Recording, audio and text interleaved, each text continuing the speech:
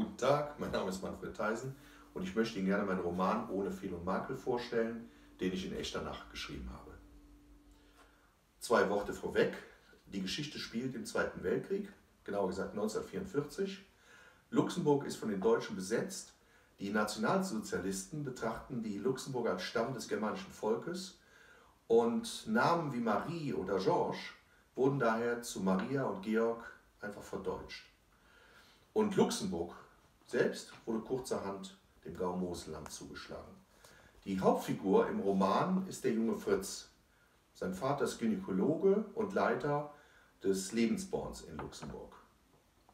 Lebensborne dienten den Nazis in dieser späten Phase des Krieges dazu, die Geburtenrate arischer Kinder zu erhöhen. Blond, groß und am besten auch noch blauäugig sollten nach Nazi-Ideologie die unverheirateten Frauen sein, die im Lebensborn anonym entbinden konnten. Die Geschichte spielt im frei erfundenen Ort Wollanger. Tatsächlich aber gab es eine solche Einrichtung der Deutschen in Bofferdingen nahe Lorenzheim. Ausgerechnet im Haus des von den Nationalsozialisten gepeinigten und nach Dachau, ins KZ Dachau verbrachten Luxemburger Schriftstellers Marcel Noppenay.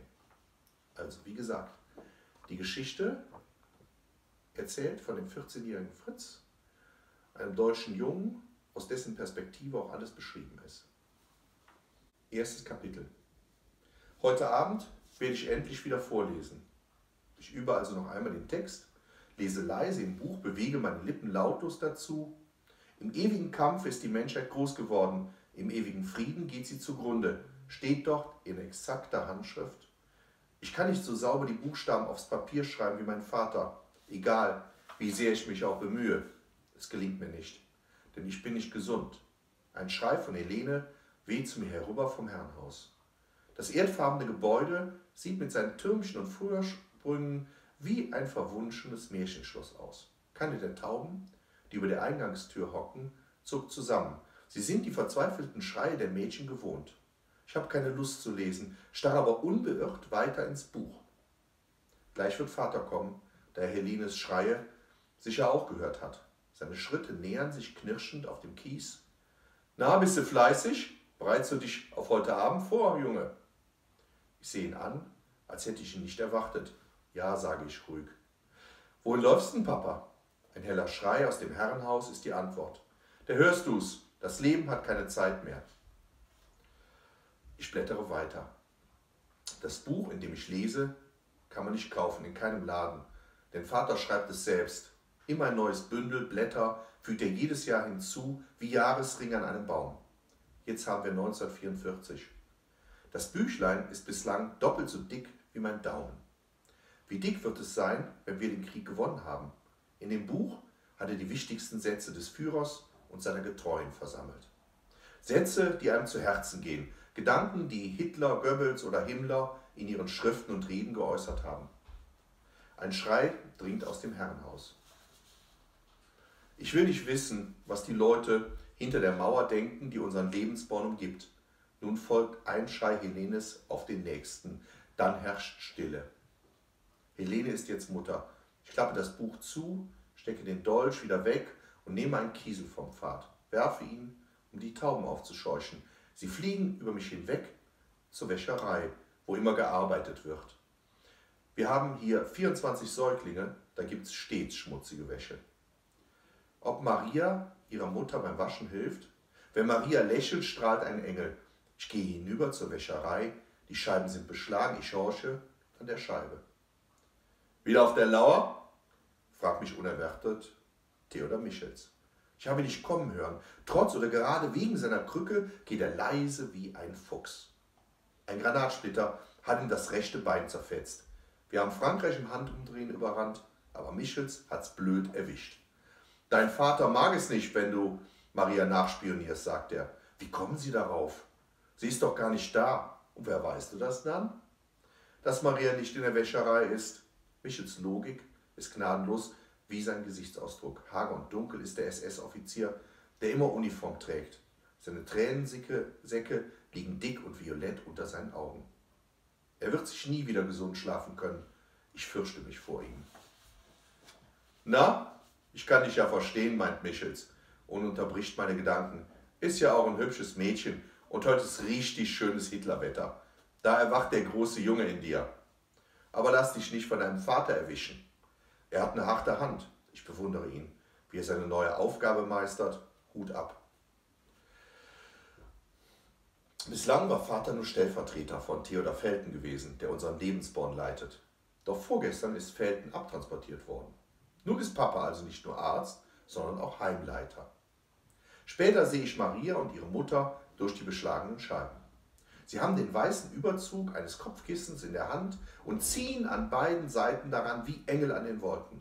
Dann stützt Marias Mutter ihre Linke in die Hüfte und zieht das Tuch zwischen ihnen mit einem Ruck stramm. Maria lacht herzhaft und hält mit der Rechten dagegen und stützt ihre Linke in die Hüfte. Sie lächeln und beginnen von einem aufs andere Bein zu hüpfen. Es sieht witzig aus und die Musik, der sie folgen, muss ein Marsch sein. Ich mag Märsche und sehe gerne Soldaten marschieren, zu zweit, zu dritt, zu viert. Was der Fritz jetzt noch gar nicht weiß, ist, das ist einfach der Schritt bei der Springprozession und die beiden spielen das danach in der Wäscherei mit diesem Kopftuch und mit diesem Kopfkissenbezug. Und was machen sie? Sie tanzen halt zu der Polka von der Springprozession und zu keinem Marsch. Er denkt sofort, das sei ein Marsch oder so. Das Gesicht von Marias Mutter ist mit einem Mal vor mir. Sie wischt von innen den Nebel von der Scheibe und schaut mich groß an. Ich habe Tag geträumt. Ich lächle. Ob sie mich sicher nicht hören kann? Sie verscheucht mich mit einer Handbewegung und Maria wendet sich ab, verschwindet wieder in den Wolken. Ich gehe fort. Es ist Abend. Wir sitzen im Kreis, unsere 5 Schwestern, alle blütenweiße Schürze, über grauem Kleid und hübsche Häubchen auf dem Kopf. Dann noch Michels und ich, Nachtschwester Franziska sitzt am Klavier. Die Büste des Führers thront auf dem Kaminsims. Früher wurde zur Namensgebung die Glocke geläutet. Neulich haben sie die Glocke, die vorn am Giebel des Herrenhauses hing, zusammen mit der Kirchenglocke zur Bahnstation transportiert. Die Glocken sind für die Waffenfabrik bestimmt, hat man mir erzählt. Denn Stahl ist knapp. Ich fühle mich ein wenig unwohl. Mein Uniformhemd kratzt ebenso wie die kurze schwarze Hose. Die endet eine Handbreit über dem Knie. Wenn du die Uniform frisch anziehst, so ist es, als würdest du in eine Schale steigen, die sich erst deinem Körper anpassen muss. Eigentlich darf ich die Uniform nicht tragen, aber Michels hat Vater überredet. Das kannst du deinem Sohn nicht antun. Er muss durch seine Krankheit auf so vieles verzichten, hat Michels gesagt und mir die Pimpfenuniform samt Dolch besorgt. Vater führt Helene herein. Ihr Bauch hängt noch ein bisschen schwabbelig von der Geburt über der Bluse. Im Arm trägt sie ihren Sohn. Papa ist 1,5 Köpfe größer als sie. Sein Körper wirkt wie ein riesiger Schatten. Helene ist klein. Genau bei 1,55 gibt es gleich neben der Eingangstür zum Herrenhaus eine Kerbe am Türrahmen. Vater hat sie geschlagen. Denn nur Frauen ab 1,55 werden von uns aufgenommen und Helene hat mit der Schädeldecke gerade mal bis an Vaters Markierung gereicht. Es ist feierlich, wie sie in unserer Mitte mit ihrem Neugeborenen Platz nimmt. Ihre riesigen Augen haben kleine Schlupflider. Vor ihr auf dem Tisch ist die Flagge mit dem Hakenkreuz ausgebreitet. Helene ist 16, hat eine schlanke Gestalt und ihre Haut ist hell, leicht rosafarben. Ihr dünnes blondes Haar hat sie sich hinten mit einem lilafarbenen Schleifchen zusammengebunden. Es sieht hübsch aus. Obwohl Helene erst seit wenigen Wochen bei uns lebt, versteht sie schon etwas Deutsch und vergisst langsam das Polnische, welches immer noch im Warteland gesprochen wird. Michels meint, die Polen seien unbelehrbar. Helene hatte er gleich bei ihrer Ankunft auf dem Flur ermahnt, Deutsch zu reden oder zu schweigen. Der Neugeborene ist noch blonder als sie. Kein Jude, kein Russ ist in ihrem Blut und war auch nicht im Blut des Vaters. Der Junge ist still und seine Augen sehen neugierig hinauf zur Büste des Führers. Ob er ihn erkennt? Er wird sich das Gesicht einprägen, es in seine Träume nehmen. Ich selbst habe schon den Führer im Schlaf gesehen. Michels wird Taufpate sein, genau wie die schwergewichtige Oberschwester Josephine, die schlecht Luft bekommt. Ihr Atem ist jetzt zu hören, Hat sie eben die Luft angehalten? Das Herz so fettleibiger Menschen muss pumpen, wie eine Maschine pumpt, die einen Panzer vorantreibt. Sie und Michels erheben sich. Zur Feier nimmt Michels sogar die Mütze ab, die ihm sonst auf seinem halbkahlen Schädel wie angewachsen erscheint. Er spielt mit der Rechten an dem aufgenähten silbernen Totenkopf, der unter dem Adler mit Hakenkreuz sitzt. Ich hätte gern eine solche Mütze der SS, aber du musst sie dir erst verdienen. Nicht jeder darf zur Schutzstaffel. Ich ziehe mir derweil meine Strümpfe hoch, sie rollen ständig runter. Ich mag Ordnung, sie ist notwendig. Helene, sagt Vater und sieht sie durchdringend an. Sie nickt. Ihr Blick ist immer noch stumpf. Vermutlich ist sie einfach noch völlig erschöpft von der Geburt. Dein unbedingter Wille, dein Kind in Händen zu halten und es keinem anderen zu überlassen, beweist uns, dass du eine rassisch wertvolle Mutter bist. Daher wirst du von uns den Namen deines Sohnes empfangen, der ihn mit unserem Führer und unserem Volk verbindet. Helene legt ihr Kind zögernd in die Mitte der Flagge. Das Hakenkreuz ist die Sonne und genau ins Zentrum der Sonne kommt der Neugeborene. Vater fragt, deutsche Mutter, verpflichtest du dich, dein Kind im Geiste der nationalsozialistischen Weltanschauung zu erziehen? Helene weiß, was sie nun zu tun hat und gibt meinem Vater mit Handschlag das Ja-Wort. Auch Michels fragt er als SS-Paten, bist du bereit, die Erziehung dieses Kindes im Sinne des Sippengedankens der Schutzstaffel stets zu überwachen? Michels sagt ebenfalls Ja und gibt Vater den Handschlag. Dabei kann er nur mühsam sein Gleichgewicht halten, schließlich stützt er sich sonst mit der Rechten auf die Krücke. Vater greift zum Dolch und berührt mit der Spitze die Stirn des Täuflings.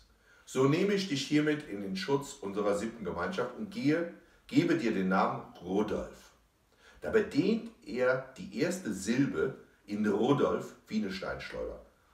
Trage den Namen Rudolf in Ehren. Wir heben uns und strecken den Arm zum Gruß und halten so schützend die Hände über das neue Leben, um es in unserer Mitte aufzunehmen. Helene möchte ihren kleinen Rudolf wieder nehmen, aber Vater drängt sie mit einem Lächeln zur Seite und wickelt den Neugeborenen in die Flagge, die ihm Schutz, Geborgenheit und Wärme bietet, sagt er. Wieder lächelt er Helene liebevoll an und übergibt ihr den Sohn. Ihr steigen Tränen in die Augen, sie ist überwältigt. Wenn du Freudentränen schmeckst, so sind sie süßlich.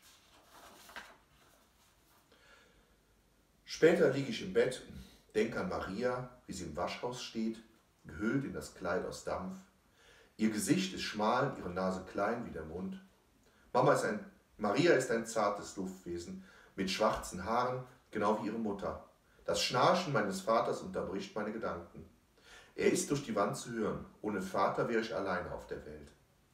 Die Schreie der Säuglinge dringen nicht bis hierher. Sie liegen im westlichen Trakt, gleich in der Nähe des Kreissaales, wo Helene entbunden hat. Ich will in den Schlaf finden, aber meine Gedanken zappeln wie Würmer am Haken. Marias Gesicht geht mir nicht aus dem Sinn. Als ich das Licht anschalten möchte, um noch etwas zu lesen, klopft es auf dem Flur an der Tür zu Vaters Zimmer. Eine weibliche Stimme ist auf dem Flur zu hören. Es ist die hagere Entbindungsschwester Luise. Kommen Sie bitte! Unsere Helene hat sich versündigt. So, das war jetzt ein kurzes Stück aus dem Roman Ohne Fehl und Makel. Ich hoffe, es hat Ihnen gefallen. Fritz hat noch gedacht hier, Helene hätte sich gefreut und es seien Freudentränen gewesen. Aber es war natürlich genau das Gegenteil. Und der Fritz macht langsam, aber sicher für sich selbst Erfahrungen, was alles in diesem Lebensborn vorgeht. Und er lebt selber eine sehr spannende Geschichte. Ich hoffe, Ihnen gefällt auch das Buch, wenn Sie es lesen. Und ja, bis demnächst.